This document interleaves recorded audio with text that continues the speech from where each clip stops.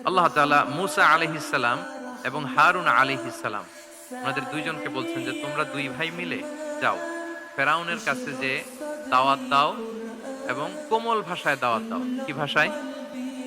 সবাই বলুন। কোমল ভাষায় দাওয়াত দাও। কওলান লাইয়িনা, use very soft and mild language, very touchy language. Soft এবং কোমল ভাষায় দাওয়াত দাও কাকে? পৃথিবীর সবচেয়ে বড় সন্ত্রাস, তাই না? হ্যাঁ, দুর্ধর্ষ সন্ত্রাস, খোদাদ্রোহী, তারপর সীমা লঙ্ঘনকারী। আপনি যত নেগেটিভ যা বলবেন সব যাবে ওর সাথে। ফিরআউন লাআল্লাহু ইয়াতাযাক্কারু আও ইয়াখশা, হয়তো সে উপদেশ গ্রহণ করবে অথবা তার হৃদয়ে ভয়ের উদ্রেক হতে পারে। হয়তো তোমরা soft and mild language use করবা, মুসা এবং হারুন কোমল ভাষায় যে তোমরা দাওয়াত দিবা।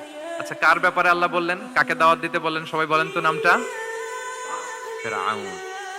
আচ্ছা, ফেরাউনের ক্ষেত্রে আল্লাহ তাআলা বললেন যে soft and mild language use করো, নরম ভাষা। আমাকে উত্তর দেন, আমাদের কারেন্ট সময় আমরা যাদেরকে জালিম বলি, যাদেরকে খারাপ বলি, ফাসিক বলি, পাপাচারী, ধরেন যে আমার মতে বা আপনাদের মতে যে সবচেয়ে খারাপ পাপাচারী মনে করার সুযোগ আমাদের নাই। কে জান্নাতি কে জাহান্নামী এটা ডিসাইড করবে কে?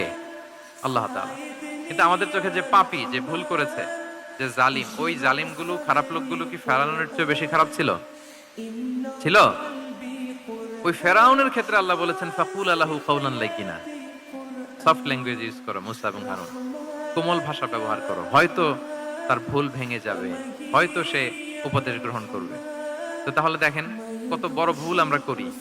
আমরা মাঝে মাঝে এমন অ্যাটাকিং মুডে কথা বলি, এমন আগ্রাসী হয়ে কথা বলি, ওর মানার এক সুযোগ থাকলেও ও মানবে না।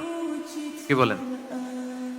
যাও মানার একটু ইচ্ছা ছিল, আমার এই অ্যাটিটিউডের কারণে সে আর এটা শুনবে না। এটাই মানুষের স্বভাব। আপনি আগ্রাসী হয়ে অ্যাটাকিং হয়ে কথা বললে মানুষ এটা শোনে না।